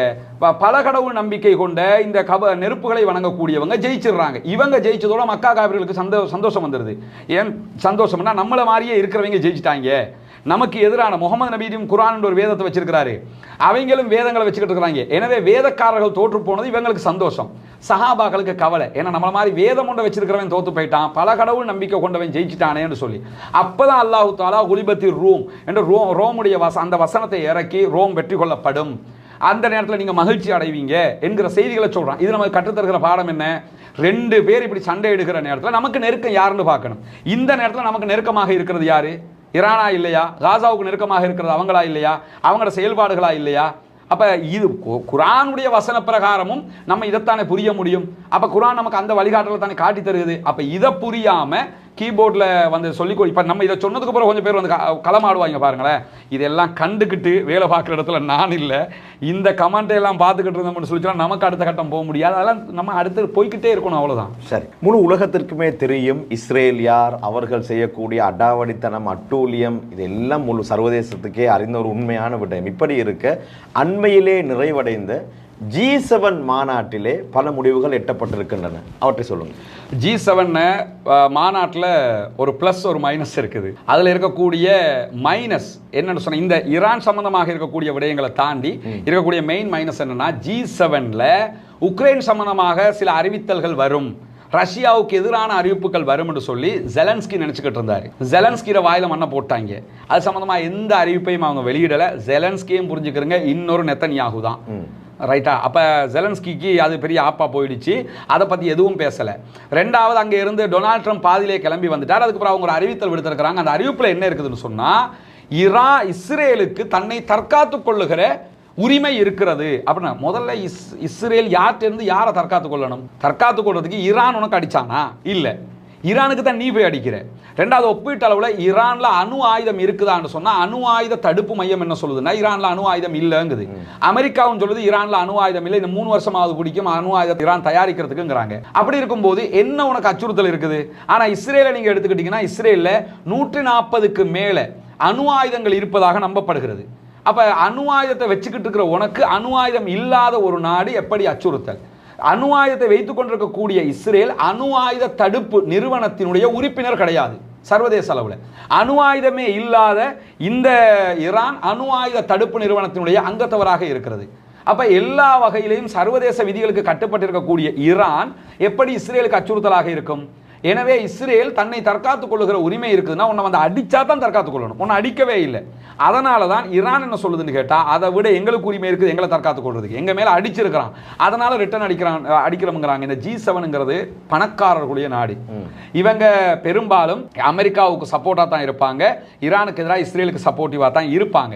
அப்படி இருக்கிற போதும் அவங்களும் நேரடியாக யுத்தத்துக்கு வர்றதுக்கு வாய்ப்பு குறைவு. என்னன்னு சொன்னா, நேரடியாக அவங்க வந்தாங்கன்னா மற்ற வல்லரசுகள் ஈரானுக்கு சாதகமாக வருவதற்கு வாய்ப்பு இருக்கிறது. கடந்த 2 மாதங்களுக்கு முன்னால் அமெரிக்கா ஈரான் யுத்தம் நடைபெறுமா, அப்படி நடந்தால் யாரு அதிகமான பலசாலிகள் என்ற அடிப்படையில் உங்களோடு ஒரு நேர்காணலை செய்தேன்.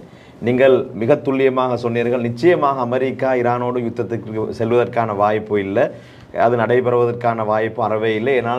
ஏனென்றால் ஈரானுடைய பலம் அவ்வளவு அதிகம் என்ற ஒரு விடயத்தை நீங்கள் அங்கே சொல்லி இருந்தீர்கள். இப்போது இன்னும் ஒரு எதிர்வுகூறலை உங்களிடத்திலே கேட்கின்றேன். ரஷ்யா, சீனா இந்த 2 நாடுகளும் மிகப்பெரிய வல்லரசுகள். இந்த 2 நாடுகளும் இந்த யுத்தத்திலே தங்களுடைய நிலைப்பாட்டை எப்படி வைத்துக் கொள்ளும்? ஈரானுக்கு சாதகமாக வருவாங்க. ஏன்னா இன்னைக்கு ரஷ்யா ஒரு அறிவித்தல் விடுத்திருக்கிறாங்க, எச்சரிக்கை, அறிவித்தலில் எச்சரிக்கை. எக்காரணம் கொண்டும் அமெரிக்கா ஈரானுக்கு எதிராக இஸ்ரேலுக்கு ஆதரவாக நேரடி யுத்தத்தில் பங்கெடுக்க கூடாது, ஆயுதங்களும் கொடுக்க கூடாது, கொடுத்தா நாங்க ஆக்ஷன் எடுப்போம் என்று சொல்லி இன்னைக்கு என்ன பண்ணிருக்காங்கன்னு கேட்டா, ரஷ்யாவினுடைய துணை வெளிவிவகார அமைச்சர், ஃபாரின் மினிஸ்டர் இன்றைக்கு அறிவித்தல் விடுத்திருக்கிறாரு. எனவே ரஷ்யா தெளிவாக ஈரான் பக்கம்ங்கிறத சொல்லிட்டாங்க. அதை தாண்டி இப்ப ஈரானுடைய வான்பரப்புல யுத்தம் நடந்துகிட்டு இருக்குதுல்ல, இவங்க அங்க அடிக்கிறாங்க இஸ்ரேலுக்கு, இஸ்ரேல்ல இருந்து ஈரானுக்கு அடிக்கிறாங்க. இப்படி அடிச்சுக்கிட்டு இருக்கும்போது இன்றைய நாள்ல ஈரானுக்கு சீனாவினுடைய 2 விமானங்கள், சரக்கு ராணுவ சரக்கு விமானங்கள் வந்து இறங்கி இருக்கிறது. அதுல என்ன கொண்டு வந்தாங்க என்ன ஏதுங்கிறதெல்லாம் தெரியல, ஆனா 2 விமானங்கள் வந்திருக்கிறது. இப்படியான ஒரு சூழல்லே அந்த 2 விமானம் வருதுன்னு சொன்னா தைரியமாகத்தான் சீனா வந்திருக்கிறது என்ற அர்த்தம். வெளிப்படையாக சீனா என்ன சொல்றாங்கன்னு சொன்னா, நாங்க உங்களோட இருக்கிறோம்னு சொல்லி இருக்கிறாங்க. அந்த விமானங்கள் வந்ததுல இருந்து நம்ம புரிய முடியுது. ஆனா ரஷ்யா ஓப்பன் ஸ்டேட்மெண்ட்டாகவே நாங்க இந்த பக்கம் தான் 2 பேரோடையும் பேசுறோம்ங்கிறாங்க. நாங்க இஸ்ரேலோடையும் பேசுறோம், ஈரானோடையும் பேசுறோம், ஆனா நாங்க ஈரான் பக்கம் தான் நிக்கிறோம்ங்கிறத டிக்ளேர் பண்ணியிருக்கிறாங்க. ரஷ்யாவுடைய இந்த அறிவிப்புங்கிறது அமெரிக்காவுக்கு ஒரு பலத்த அடியான ஒரு அறிவிப்பு தான். ஏன்னா அப்படி வந்தா அடுத்து 3ஆம் உலக மகா யுத்தத்தை எதிர்பார்க்க வேண்டிய நிலைமை வந்துடும். அதனால அதை வர விடாம பார்க்கறதுக்கு அரபு நாடுகளும் பார்ப்பாங்க. இன்றைய நாளில் நாங்கள் பல விடயங்களை கலந்துரையாடி இருந்தோம். கடந்த வெள்ளிக்கிழமை ஆரம்பமான யுத்தம் 1 வாரத்தை நெருங்கிக் கொண்டிருக்கின்றது. இதுவரையிலே நடைபெற்றிருக்கக்கூடிய அழிவுகள் சம்பந்தமாக பேசினோம், சர்வதேச நாடுகளுடைய நிலைப்பாடுகளை பற்றி பேசினோம், குறிப்பாக அரபு நாடுகள் என்ன செய்ய போகின்றன என்ற விடயங்களை எல்லாம் அலசி இருந்தோம். எது எவ்வாறாக இருந்தாலும் பொறுத்திருந்தே பார்க்க வேண்டும்.